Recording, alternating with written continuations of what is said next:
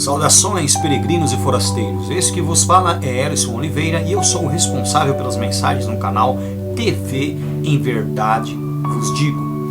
E este canal tem este nome justamente pelo fato de que as mensagens tendem a desmascarar a mentira, a mostrar os erros, a destronar Satanás de dentro da casa de Deus, ok? E o que é a mentira? A mentira nada mais é que a distorção da verdade. Como o próprio apóstolo Paulo já falava sobre isso aos Gálatas. Abra comigo Gálatas, capítulo de número 1, a partir do versículo de número 6. Paulo disse: maravilho-me de que tão depressa passasseis daquele que vos chamou à graça de Cristo para outro evangelho. Veja bem, Paulo estava surpreso pelo fato de que os Gálatas haviam passado do evangelho verdadeiro para outro evangelho, o qual Paulo explica mais abaixo que não era outro, mas tinha alguns inquietando a igreja e transtornando, modificando, alterando, dando outra interpretação ou uma interpretação pessoal ao evangelho que ele havia pregado. Continuei. O qual evangelho não é outro, mas há alguns que vos inquietam e querem transtornar, perverter, modificar, alterar o evangelho de Cristo, o qual Paulo pregava aos Gálatas. E hoje em dia as pessoas elas estão seguindo justamente nessa linha da distorção. O apóstolo Paulo ele diz que quando ele deixasse a igreja, isso aconteceria numa reunião ali que ele fez, chamando os bispos, os presbíteros, para que lhes anunciasse a sua partida para Jerusalém, a qual errada ou erroneamente ele fez, né? Porque o Espírito Santo usou profetas, usou pessoas, usou os irmãos da igreja, os quais choraram, imploraram para que ele não fosse para Jerusalém, mas teimosamente ele foi e acabou que atrasou um pouco aí aquilo, ou acabou prejudicando o que Deus poderia ter feito ainda mais pela vida dele. De qualquer forma, eu quero deixar claro para você que o apóstolo Paulo ele fazia resistência à introdução do anticristo, dos falsos crentes, da deturpação, distorção do evangelho dentro da igreja. E ele deixa muito claro que quando ele fosse retirado, viriam homens que não poupariam o rebanho. Ou seja, o anticristo teria facilitada a sua entrada dentro da igreja. Tomaria o trono de Deus dentro das igrejas. Eu vou te mostrar. Atos dos Apóstolos. Em Atos dos Apóstolos, capítulo de número 20, versículo de número 28. Ele diz assim: olhai por vós e por todo o rebanho sobre o que o Espírito Santo vos constituiu bispos para apacentardes a igreja de Deus, que ele resgatou com o seu próprio sangue ou com o seu próprio descendente, no caso Cristo. Porque eu sei isto, que depois da minha partida entrarão no meio de vós lobos cruéis, que não perdoarão o rebanho, e que dentre vós mesmos se levantarão homens que falarão coisas perversas, para atraírem os discípulos após si. Aqui coisas perversas não entra no sentido de coisas malignas, e sim de distorções, perversão do evangelho, da palavra, no intuito de atrair após si o rebanho. 31. Portanto vigiai, lembrando-vos de que durante 3 anos não cessei noite e dia de admoestar com lágrimas a cada um de vós. Agora, pois, irmãos, encomendo-vos a Deus e a palavra da graça, a Ele que é poderoso para vos edificar e dar herança entre todos os santificados. Agora presta atenção, em 2 Tessalonicenses, capítulo de número 2, a partir do versículo de número 1, Paulo começa dizendo: Ora, irmãos, rogamo-vos pela vinda de nosso Senhor Jesus Cristo e pela reunião com Ele, que não vos movais facilmente do vosso entendimento, nem vos perturbeis, quer por espírito, quer por palavra, quer por epístola, como se o dia de Cristo estivesse já perto. Ninguém de maneira alguma vos engane, porque não será assim, ou seja, o dia de Cristo não virá sem que antes venha a apostasia. E as igrejas hoje ensinam o contrário, elas ensinam que antes virá Cristo e depois a apostasia, só que a Bíblia diz que antes virá a apostasia e depois Cristo. Eles dizem que o anticristo virá depois de Cristo, né? Depois do arrebatamento da igreja, mas na verdade o anticristo ele vem antes da vinda de Cristo, justamente para enfrentá-lo, para combatê-lo, ok? E ninguém de maneira alguma vos engane, porque não será assim, ou seja, Cristo não virá sem que antes venha a apostasia e se manifeste o homem do pecado, o homem pecador, o filho da perdição, o qual se opõe e se levanta contra tudo que se chama Deus ou se adora, de sorte que se assentará como Deus no templo de Deus, querendo parecer Deus. Este trecho aqui, as pessoas levam muito para a linha de que se refere ao anticristo, a pessoa do anticristo propriamente dita. Mas na verdade, essa palavra se refere aos anticristos dentro da igreja. Os líderes religiosos que você pode ver que são venerados como entidades divinas dentro das igrejas, dentro dos templos, se sentando, alguns inclusive colocam tronos, poltronas de rei, inclusive vermelha, com detalhes dourados, cadeiras nobres atrás do púlpito.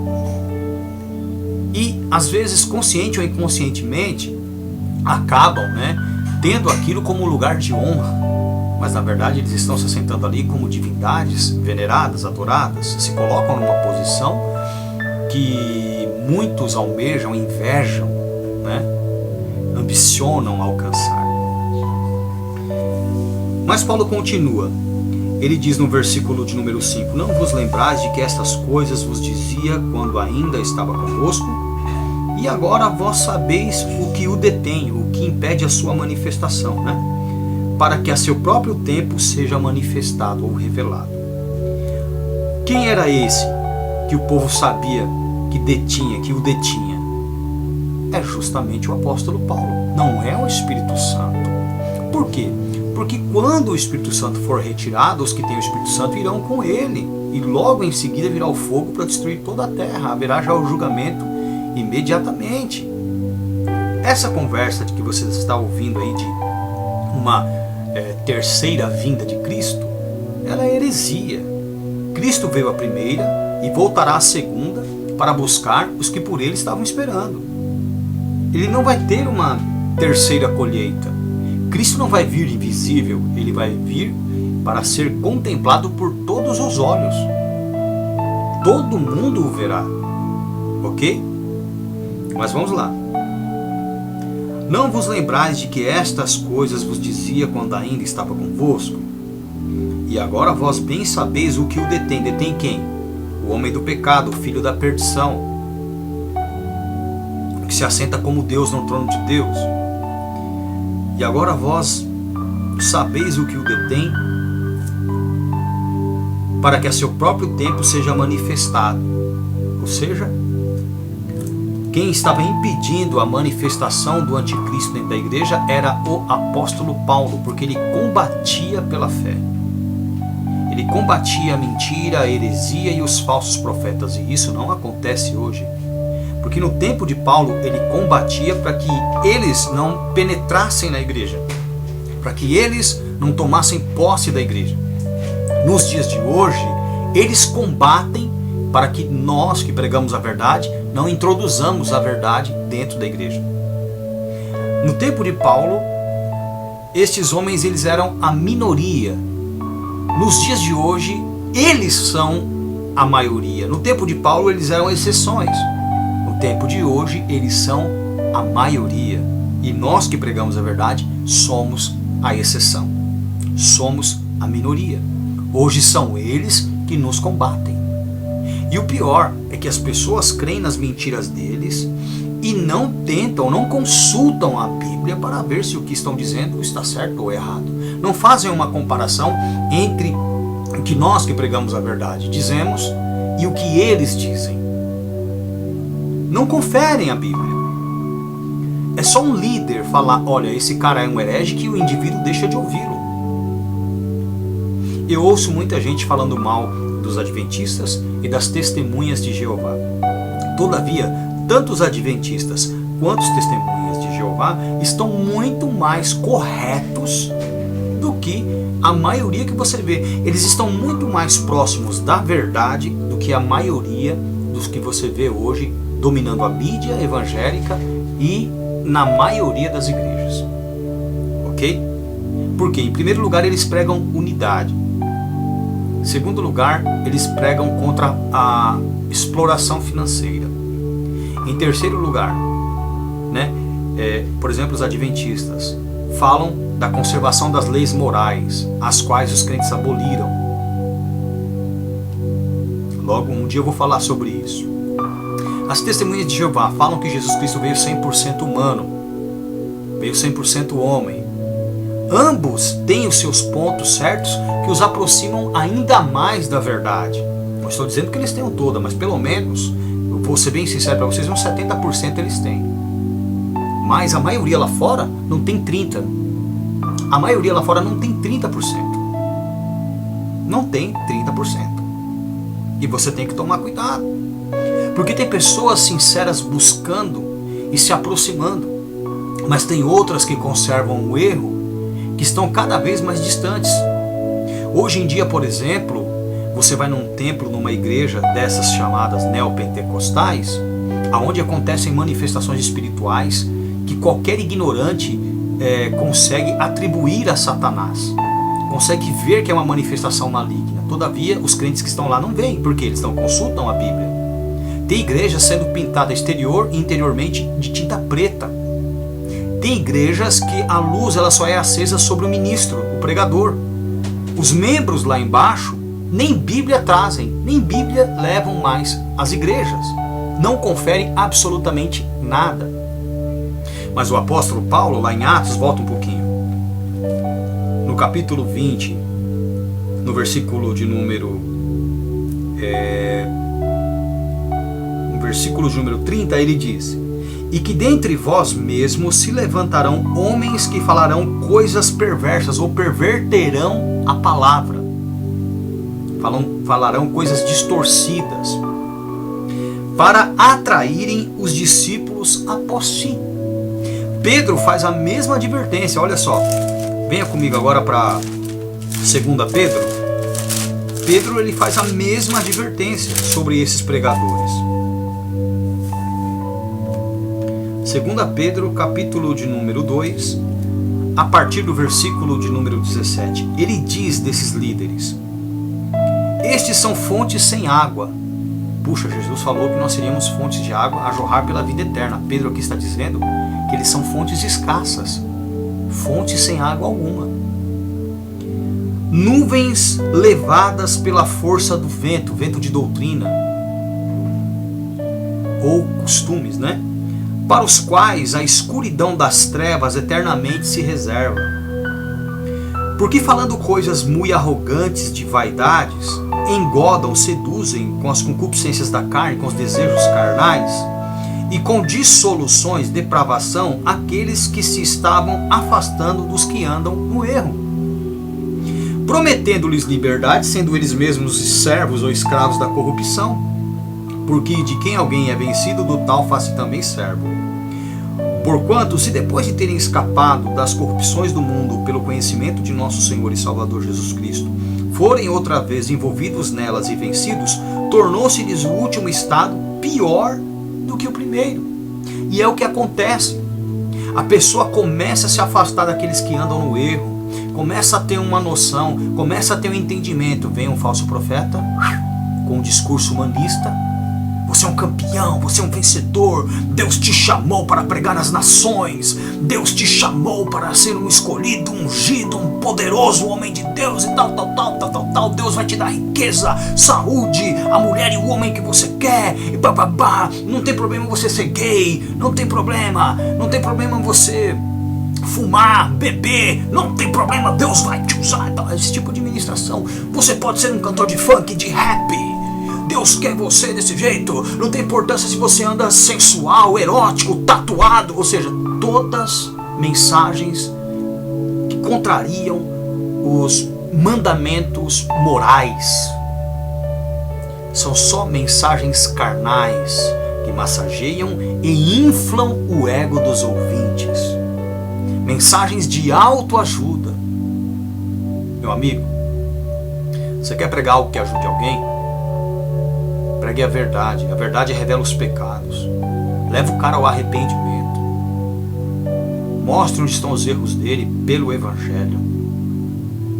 Dê entendimento a essa pessoa. Faça com que ela lamente a vida que levou e não que se console, que se conforme.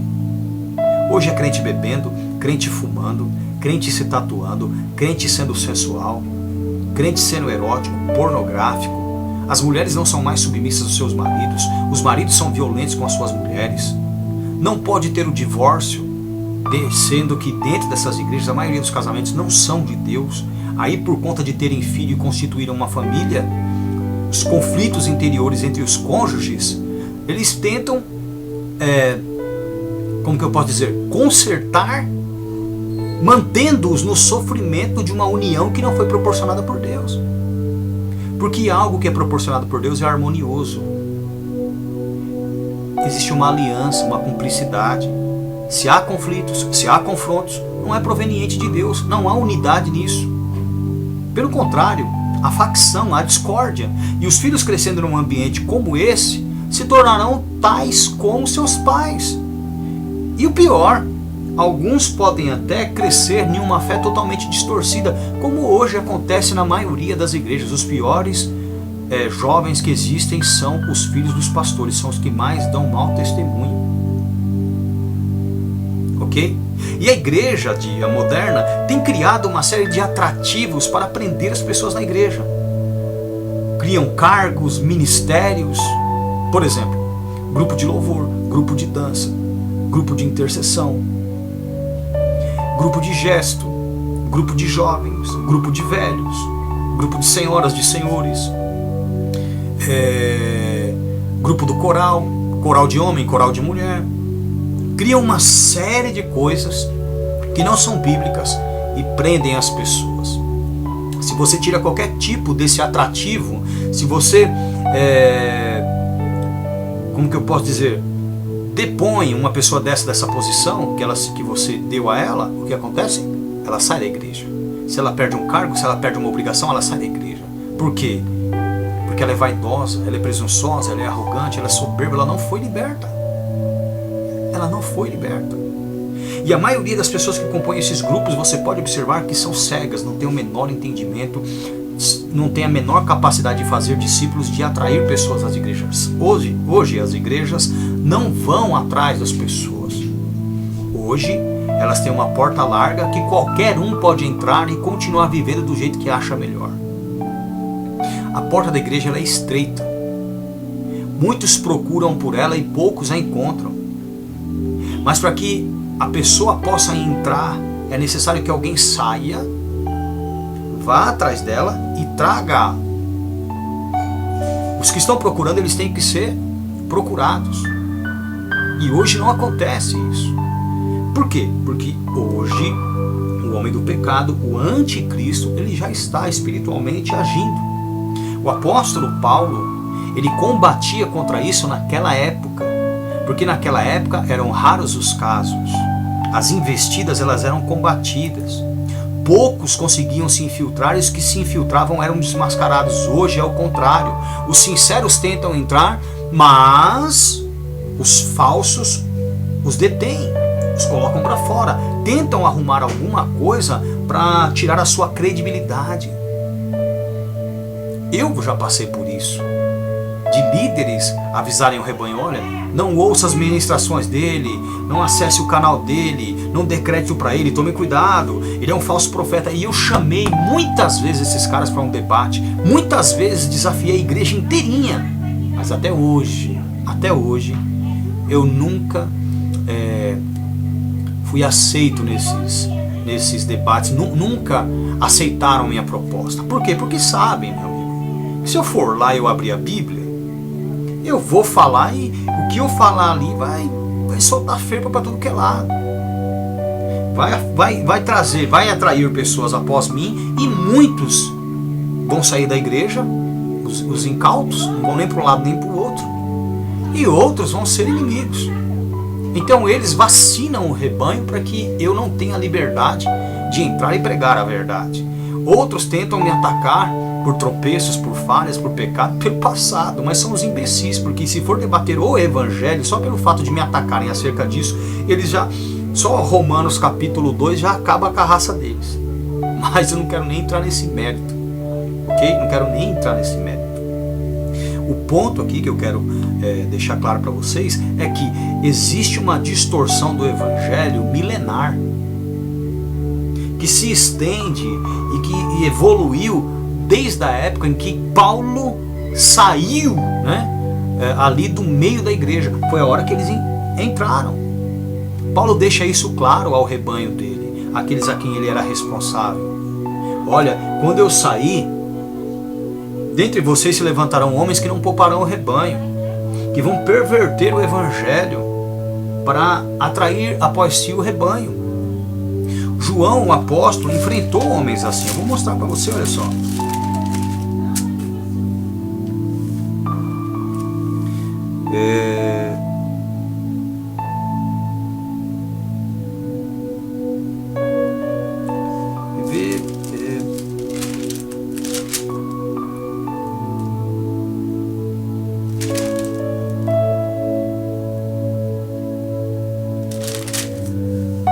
Terceira João, a partir do versículo 9, diz assim: tenho escrito à igreja, mas Diótrefes, que procura ter entre eles o primado, ou seja, a liderança, ser o principal, não nos recebe. Não aceitava os enviados que traziam ali as cartas de João. Pelo que, se eu for, trarei à memória as obras que ele fez, ou que ele faz, proferindo contra nós os apóstolos, palavras maliciosas. E não contente com isto, não recebe os irmãos e impede os que querem recebê-los e os lança fora da igreja. Olha só, é o que acontece. Se você prega o evangelho para alguém que está lá dentro, essa pessoa, confrontando o líder com a verdade que recebeu de você que está aqui fora, vai ser expulsa, excomungada, vai ser tida também como falso profeta. Vão dizer: olha, fulano corrompeu ciclano, tomem cuidado com ciclano, porque ciclano já não é mais um dos nossos, eu tive que excluir ele da igreja por conta das coisas que ele aprendeu lá fora e está pregando aqui dentro. Olha como que eles são. Amado, não sigas o mal, mas o bem. Quem faz bem é de Deus, quem faz mal não tem visto a Deus. Logo, meus queridos, esse evangelho sendo pregado dentro das igrejas hoje, ele não tem nada a ver com o evangelho de Jesus Cristo. É uma distorção. É heresia pura. Voltando lá para 2 Tessalonicenses.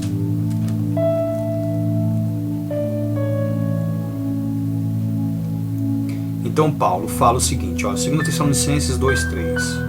Ninguém de maneira alguma vos engane, porque não será assim, ou seja, Cristo não virá, o dia dele não virá, sem que antes venha a apostasia, e nós estamos vivendo a apostasia. O que é a apostasia? É a oposição à verdade.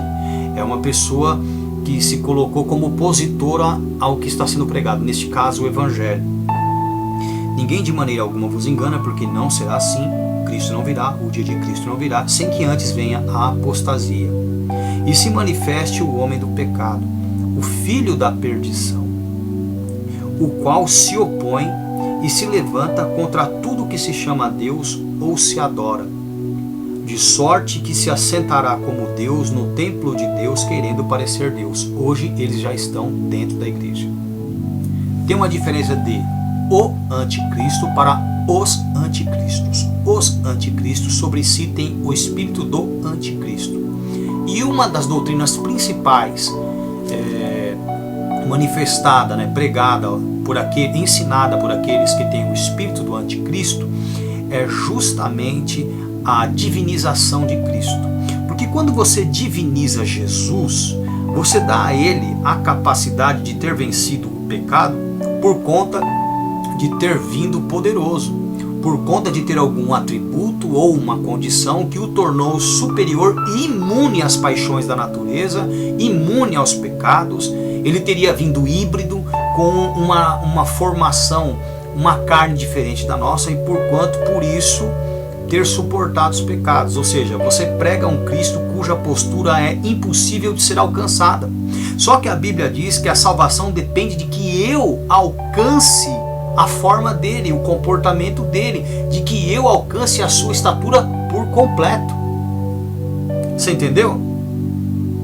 Eu vou te mostrar. Olha só, deixa a mão aqui, nós vamos voltar ainda para cá. 1 João capítulo 4, presta atenção. Uma das doutrinas principais daqueles que têm o espírito do anticristo, tá? É essa e a abolição da lei. Vamos lá. Amados, não creais em todo espírito. Aqui ele está falando de espírito de ministração, logo entendimento. Mas provai se os espíritos são de Deus, porque já muitos falsos profetas se têm levantado no mundo. Muitos. Vamos lá. Nisto conhecereis o Espírito de Deus. Todo espírito que confessa que Jesus Cristo veio em carne, ou seja, que ele veio humano, 100% homem, é de Deus. Todo espírito que não confessa, que não admite que Jesus Cristo veio em carne, que veio 100% humano, 100% homem, não é de Deus. Todas as igrejas que eu conheci até hoje pregam o Cristo divino, pregam o Cristo híbrido, meio homem, meio Deus. Pregam um ser superior, um ser impecável, infalível, incorruptível, sendo que a Bíblia diz que Cristo veio falível, pecável, olha só, e corruptível. O que o tornou invulnerável foi justamente a obediência. Mas ele em tudo foi tentado, e Deus não pode ser tentado. Então como Cristo foi tentado? Se você ler Hebreus capítulo 2, Hebreus capítulo 4, você vai ver que Jesus Cristo foi tentado em tudo, mas sem pecado. Se você ler Tiago capítulo 1, especificamente o versículo de número 13, você vai ver que Tiago fala que ninguém ao ser tentado diga de Deus sou tentado, porque Deus não pode ser tentado pelo mal e ele mesmo ninguém tenta. Cristo foi tentado, então ele não é, descarta-se a condição divina para Cristo, porque ele veio 100% humano. Se você ler Romanos 8:3, você vai ver que Jesus Cristo veio na carne pecaminosa, e por conta disso é que ele pôde servir de sacrifício pelo nosso pecado. Se ele tivesse vindo semideus, meio homem, meio Deus, híbrido, se ele tivesse vindo incorruptível, infalível, ele não serviria de sacrifício pelos nossos pecados, que somos pecáveis, falíveis, corruptíveis. Se você ler Hebreus capítulo 5, a partir do versículo 7, você vai entender o que eu estou falando. Jesus Cristo aprendeu a obediência por aquilo que ele padeceu. Ele se manteve, ele se colocava diante de Deus com orações, súplicas e rogos para que Deus o pudesse livrar daquilo que ele temia. O que ele temia era falhar, era pecar. Hoje os crentes não temem mais pecar, porque eles se apoiam na condição de que se eu pecar, eu dobro o joelho, eu oro e já era. Só que Deus não ouve a pecadores. Se o homem for fiel e justo, a esse ele ouve. João 9:31. A igreja tirou hoje a confissão de pecados. E Tiago fala que é necessário que o irmão confesse o pecado para o outro. Quando alguém confessa um pecado hoje, o próprio pastor que ouviu a confissão, o obreiro que ouviu a confissão, sai difamando o indivíduo, não tem descrição nenhuma, não guarda para si aquilo. Os amigos que sabem de alguma coisa, saem revelando. Eu vou te dizer uma coisa. Ao contar para você uma falha, um erro, se ela vier um dia a deixar de ser seu amigo, se tornando seu inimigo, os segredos dela têm que estar seguros contigo. Você não pode expô-los. Você não pode expor a vida de ninguém que confessa o pecado. Quando você faz isso, você está sendo uma ferramenta de Satanás. Agora imagine uma pessoa na igreja, procura um pastor porque confia nele, e o pastor vai e expõe a vida da pessoa para os obreiros, para as pessoas da igreja. Como é que essa pessoa vai se recuperar? Como é que essa pessoa vai se levantar? Não é assim que Jesus ensina. Jesus ensina, se você vê, olha só, se você ver o seu irmão pecar, vai você e ele só. Se te ouvir, ganhaste o seu irmão. Se não te ouvir, leva 2 testemunhas, para que pela palavra de 2 ou 3 testemunhas, toda a palavra seja confirmada. Se não ouvir, leva-o diante da igreja. Se não ouvir, aí sim, você tem que excluir o indivíduo. Se não ouviu a igreja, trata ele como um gentil, como alguém que não é da fé, ou publicano, que era um crente traidor que explorava o próprio povo. Deixa ele de lado, como Paulo fez, entrega ele para Satanás. Ser entregue para Satanás não significa que eu estou colocando ele na mão do diabo diretamente, amaldiçoando a vida dele. Não, ser entregue a Satanás significa deixe ele viver no livre-arbítrio, deixe ele viver sem ser apacentado, deixe ele viver sem ter o nosso cuidado, a nossa preocupação, porque o cara se lascando lá fora desorientado, ele vai valorizar, ele pode alcançar o arrependimento e ser salvo. Paulo diz isso em 1 Coríntios, capítulo de número 5, e em 2 Coríntios, no capítulo de número, se eu não me engano, acho que é o capítulo de número 2, ele manda trazer o irmão de volta. Por quê? Porque esse irmão se arrependeu, deu fruto de arrependimento. Então houve necessidade que o cara ficasse entregue a Satanás, à sua própria vontade, ao livre-arbítrio, para que ele tivesse consciência da necessidade de obedecer a Deus, que é a renúncia do livre-arbítrio. Só que hoje a igreja prega o livre-arbítrio, a igreja prega hoje a abolição da lei. Veja bem, os mandamentos que foram abolidos não são os mandamentos morais, são aquilo que diz respeito a usos e costumes, tradições e coisas que só dizem respeito ao povo judeu até os dias de hoje. Datas comemorativas, festividades, etc. De outra forma, nós que somos espirituais praticamos o mandamento, e tem muita gente que vivendo em santidade, ainda que não tenha recebido a lei, pelo seu comportamento pratica a lei, por causa da sua consciência. Porque a lei ela é espiritual. Então o indivíduo que se coloca a obedecer a Deus, que preza por justiça, honestidade, retidão e integridade, ele acaba praticando os mandamentos morais, ainda que nunca tenha tido acesso à Torá, nunca tenha lido o Decálogo, nunca tenha lido sequer um dos 663 mandamentos. Só que você não entende isso. Você está dentro de uma igreja onde pregam para você um Jesus divino, cuja postura é impossível de se alcançar. A Bíblia diz que a minha salvação depende de que eu alcance a perfeição de Cristo, a estatura completa dele. E agora? Jesus Cristo explica em Mateus 5, 48, que eu tenho que ser perfeito em amor como Deus é perfeito no amor. Lê lá, do versículo 43 até o 48, você vai entender o que eu estou te falando. Agora, como é que pode isso? Essas igrejas, elas são todas anticristos, por conta desse ensinamento. A divinização de Cristo, trazendo a impossibilidade de alcançar a sua estatura, a sua perfeição, a sua justiça. Hoje em dia eles pregam que todos nós somos pecadores, e a Bíblia não diz isso. A Bíblia diz que Jesus Cristo veio para perdoar os pecados. Então não existe um pecador justificado, porque quando o cara é pecador, ele é justificado, ele deixa a condição de pecador e ele passa a ser justo, ou seja, santo. Ele não é mais um pecador. Se você crê que existe um pecador justificado, você está acreditando que o indivíduo pode continuar no pecado e só pela fé, sem as obras, ele será salvo.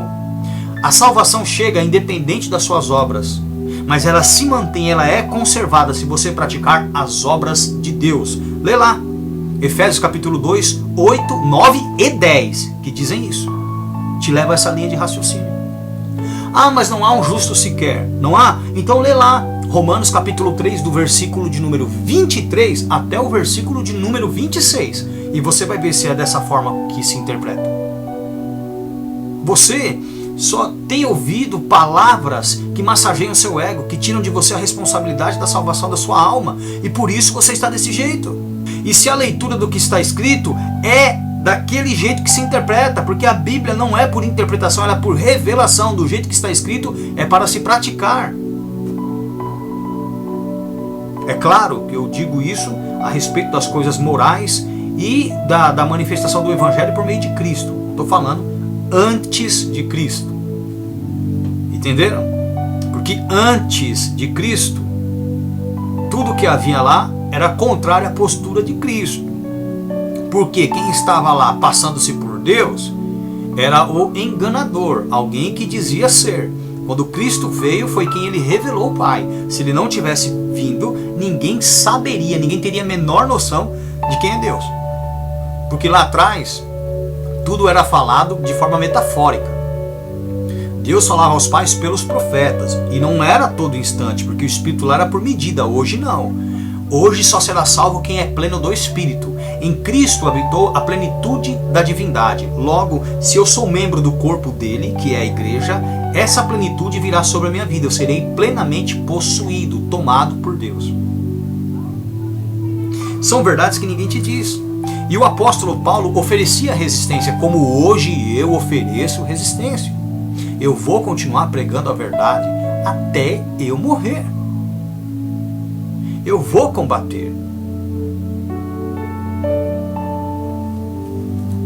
A igreja não pode permitir que o espírito do anticristo tenha atuação, que falsos irmãos se levantem dentro da igreja e pervertam o evangelho, distorçam o evangelho, transtornem o evangelho, para atrair após si aqueles que se estavam desviando dos que andam no erro, aqueles que querem a justiça, que querem a santidade.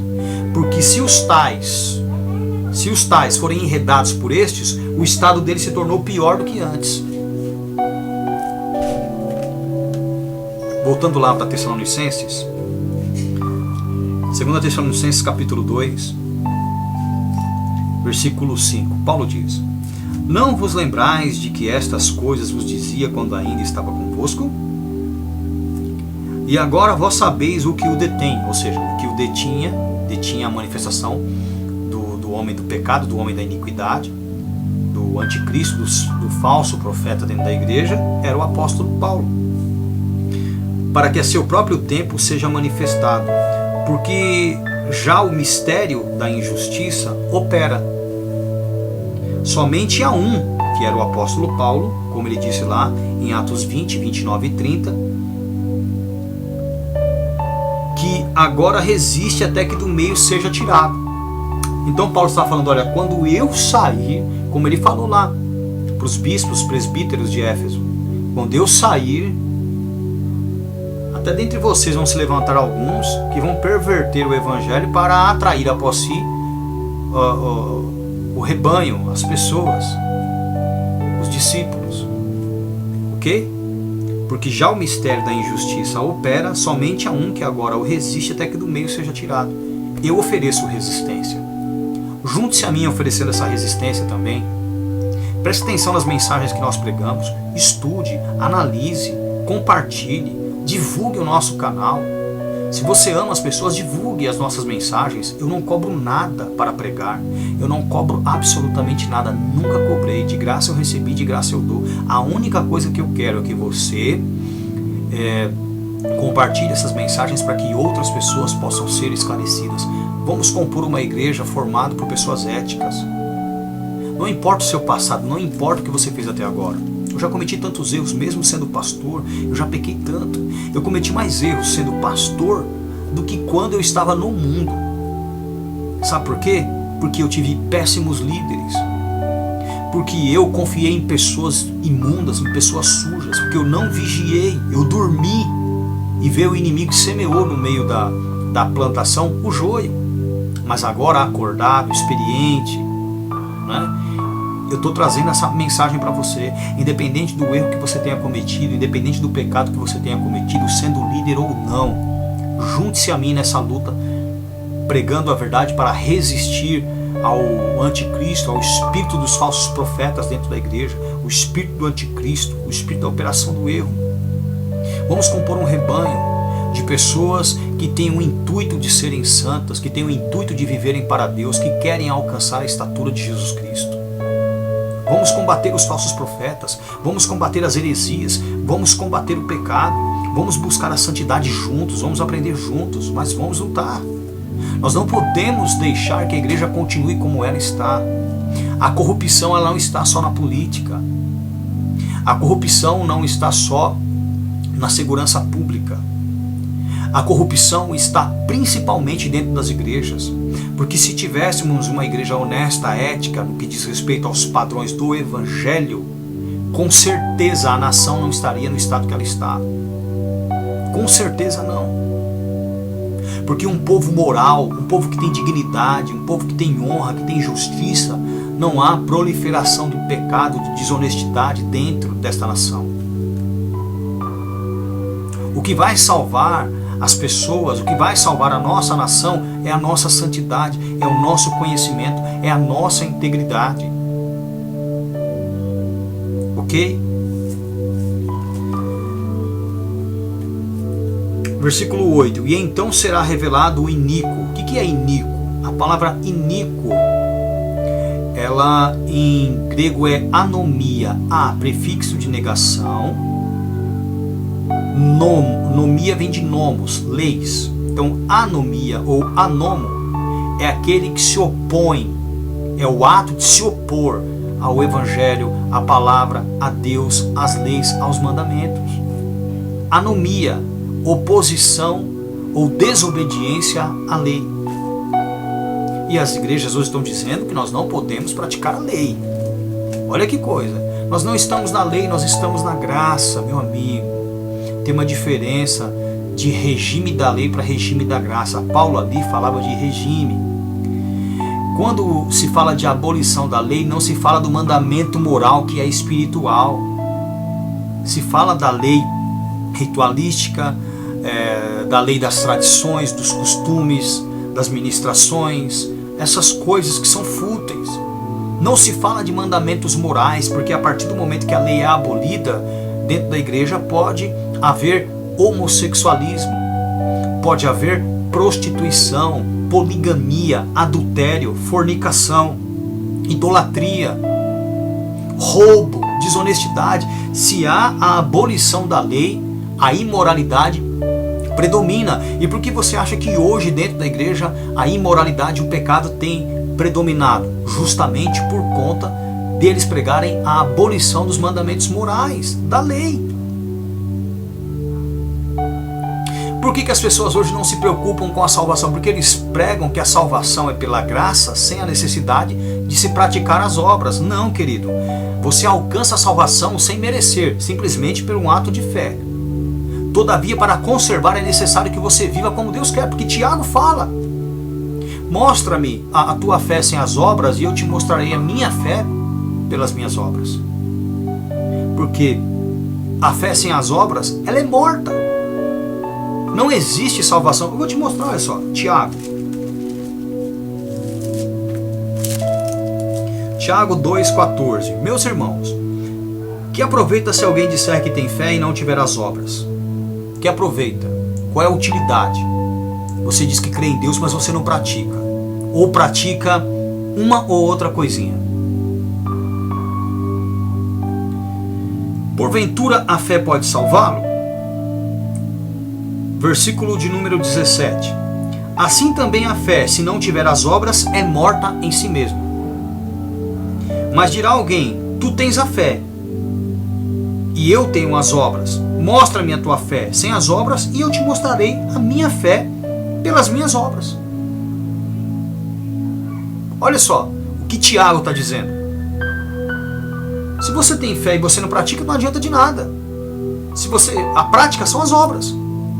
E é justamente o que Paulo fala também em Efésios, capítulo 2, do 8 até o 10, que as pessoas distorcem por ler somente o versículo 8 e 9, que é uma bruta de uma ignorância para justificar as suas teorias. Olha só, Efésios 2, 8, 9 e 10, diz assim: Porque pela graça sois salvos. Beleza, alcancei a salvação gratuitamente. Por meio da fé. Isso não vem de vós, é dom de Deus. Não vem das obras. Eu não fui salvo por aquilo que eu praticava, até porque o que eu praticava era só pecado. Mas independente se eu vivesse em alguma religião onde eu fosse justo e eu fosse obediente, como o apóstolo Paulo era em todos os mandamentos, disso a salvação não veio por esse motivo. A salvação diz respeito a Cristo ter vindo na minha natureza para assumir a minha posição pecaminosa e me dar a sua justiça, a sua santidade. Então houve uma troca de sentença. Ele sofreu a minha pena e me deu a liberdade dele, certo? E inocência dele. Porque pela graça sois salvos por meio da fé, isso não vem de vós, é dom de Deus, é um presente de Deus. Não vem das obras, não vem por aquilo que eu tenha feito, para que ninguém se glorie, para que ninguém seja vaidoso. Não, eu alcancei porque eu mereci, não foi por esse motivo, certo? Por isso que é chamado de graça, não é meritocrático, é pela fé. Todavia, para conservar ou honrar o sacrifício de Cristo pelos pecados dantes cometidos, que nós já leremos também, versículo 10. Paulo diz: porque somos feitura sua, criados em Cristo Jesus, ou unidos a Cristo Jesus, para o quê? Para as boas obras. Então nós somos criados em Cristo, unidos a Cristo, para as boas obras, para praticar as boas obras, as quais Deus preparou para que andássemos nelas. Olha que coisa. Então, eu alcancei a salvação sem meritocracia, mas eu conservo, né, a minha salvação praticando as obras para as quais Deus me chamou. Então a fé é para o perdão e entrada na salvação, e a fé e as obras é para a conservação da minha salvação, honrando o sacrifício de Cristo pelos pecados dantes cometidos, porque o versículo 8 e 9 dizem respeito à vida dantes cometida, aos pecados dantes cometidos. Romanos capítulo 3.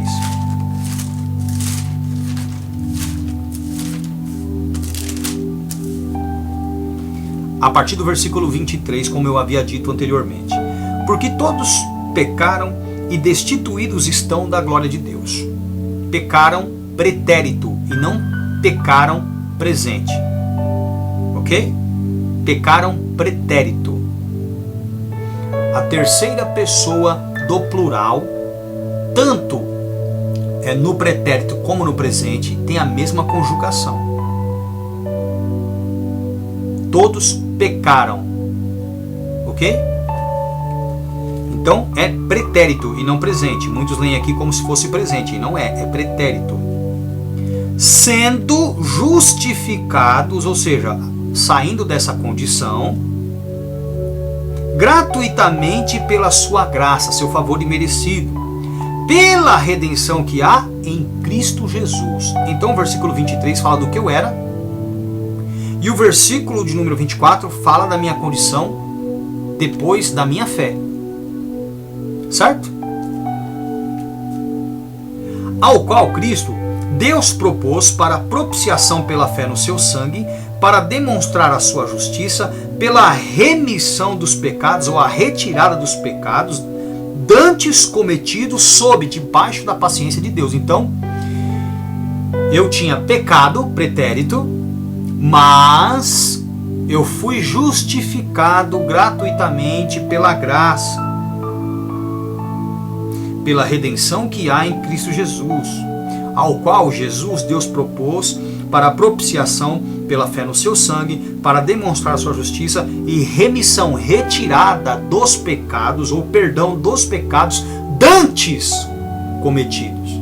A partir de agora, eu tenho que viver em santidade, eu tenho que praticar as obras de Deus, as obras que Deus preparou para que eu andasse nelas, ok? ao qual Deus propôs para a propiciação pela fé no seu sangue, para demonstrar a sua justiça, pela remissão dos pecados dantes cometidos, sob debaixo da paciência de Deus, para a demonstração da sua justiça neste tempo presente, para que ele seja justo e justificador daquele que tem fé em Jesus. Então, a partir do momento que o cara deixa de ser pecador, ele se torna um justo. Ele foi justificado, feito santo. E ele tem que praticar as obras de um santo, ele tem que se portar como um santo. E o apóstolo Paulo, tudo isso que eu estou dizendo aqui são palavras dele. Ele combatia isso. Ele combatia esse evangelho meia boca que hoje é difundido, que hoje é propagado. Esse evangelho irresponsável que gera pessoas eróticas, pessoas sensuais, pessoas profanas, desonestas, pessoas indiscretas, pessoas inconfiáveis, pessoas desprezíveis, arrogantes, prepotentes, presunçosas, pessoas facciosas. Por que tem tanta igreja? Se é o mesmo evangelho, se é a mesma palavra, se é o mesmo espírito, se é a mesma fé, por que tem tantas? É porque nem entre eles há unidade de conhecimento. E a Bíblia diz que nós somos aperfeiçoados até alcançarmos a estatura da fé e do conhecimento de Cristo, a termos unidade de espírito, uma só fé, um só Senhor, um só batismo correto, só uma fé correta, um só Senhor, o verdadeiro, porque o meu Jesus não é o Jesus filho do Deus do Monte Sinai. O meu Jesus, o pai dele não ordenava chacinas, nem mortes de criança, não pregava poligamia. O Deus que eu sirvo, Pai do meu Senhor, Yeshua, Jesus Cristo, ele não é um Deus maligno que ordenou estupros, matança de inocentes. Não. O meu não é esse, aquele que pedia sacrifício de animais, que pediu o filho de Abraão em sacrifício. O meu Deus não é esse. O meu Deus é o Pai do Senhor Jesus Cristo. O meu Deus não deu livre-arbítrio, ele deu mandamentos. Ele ditou ao homem o caminho da perfeição. Ok? Esse é um Deus que me resgata. Esse é um Deus que me santifica. É um Deus que compreende a minha natureza, que não levou em conta o tempo da minha ignorância. Esse é o Deus que eu sirvo. Um Deus que quer a todo custo me salvar, que quer me dar a oportunidade. O desejo dele é que todos sejam salvos. É um Deus que faz bem até para os maus, até para os injustos. É um Deus que faz o bem sem olhar a quem. Misericordioso, amoroso, bondoso, amável, compassivo, generoso, doador. Esse é meu Deus, o Pai do meu Senhor e Salvador Jesus Cristo. Eu quero que você preste bastante atenção nisso, porque hoje a heresia ela é predominante dentro das igrejas. E por que tem tanta gente indo para essas igrejas carnais, seguindo estes pregadores cujos discursos são cheios de concupiscência, banalidades, fúteis? Porque existe um público para eles. Existem pessoas que procuram esse tipo de líder por conta do seu comportamento. Olha só o que o apóstolo Paulo diz a este respeito.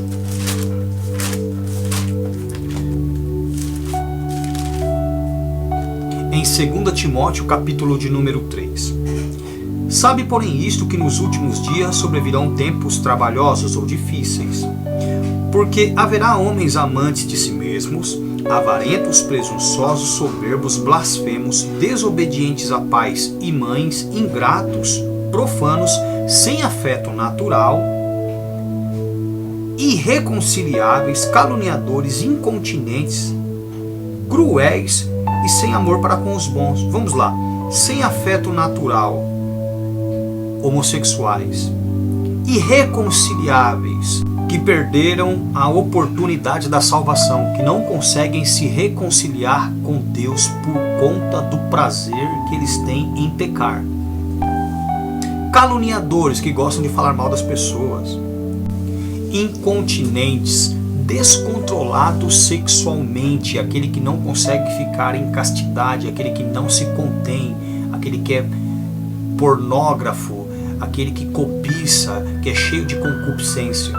Cruéis, sem amor para com os bons.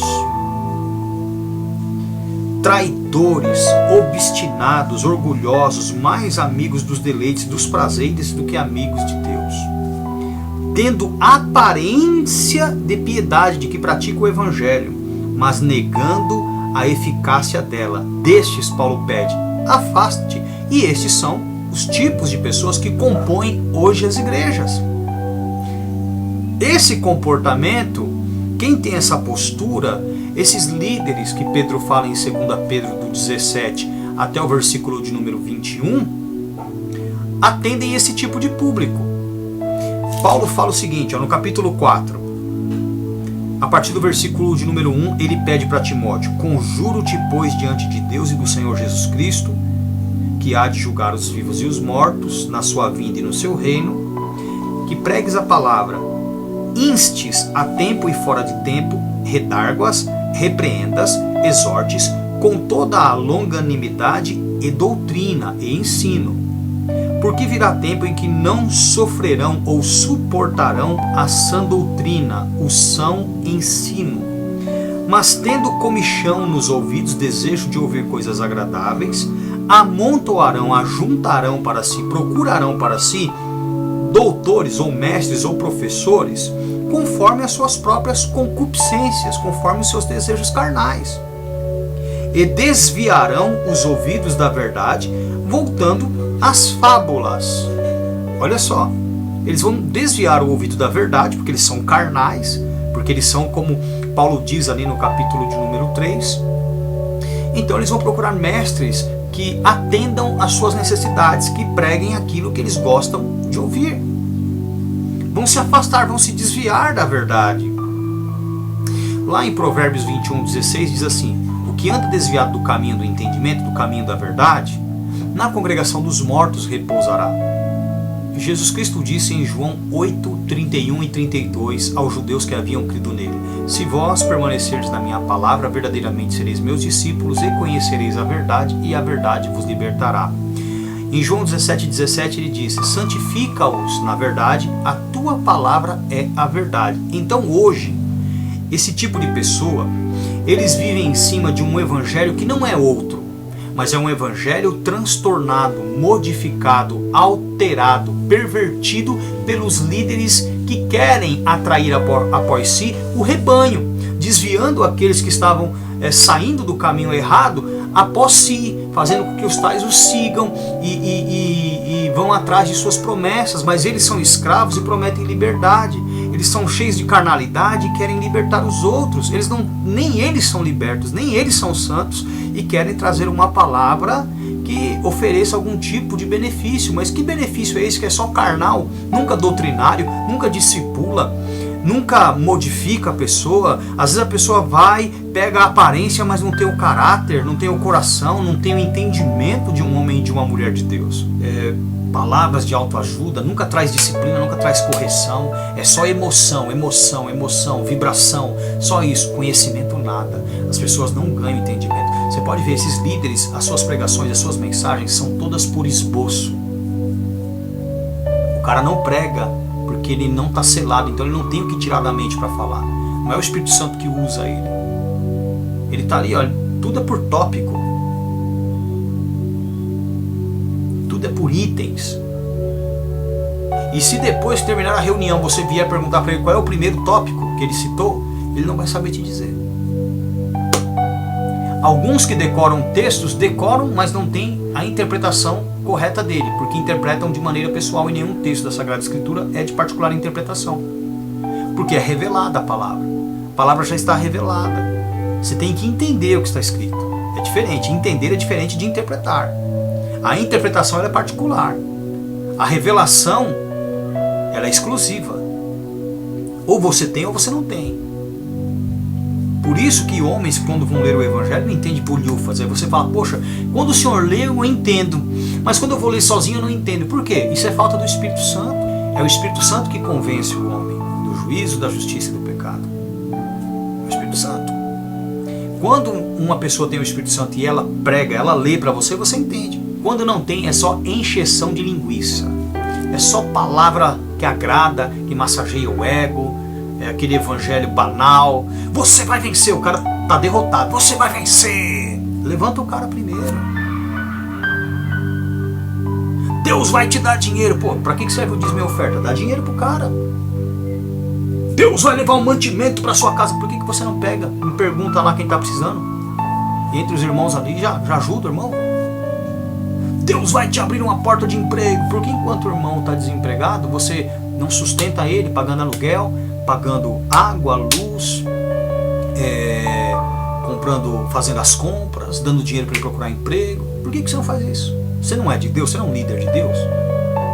O cara não contribuiu tanto durante tanto tempo com os dízimos e as ofertas? Estudem também a pregação. Tem uma ministração minha que eu faço sobre dízimos e ofertas. Procure aí no canal e você vai entender que a forma como eles estão utilizando o dízimo não é correta. Porque se fosse todo o dízimo que eles receberam, hoje estariam ajudando as famílias da igreja, né, nesse período de pandemia. Então que Deus possa abençoar a sua vida, em nome do Senhor Jesus, que você esteja compartilhando essa mensagem. Deus abençoe. Tendo dúvidas, é só perguntar que eu respondo. Fiquem com Deus.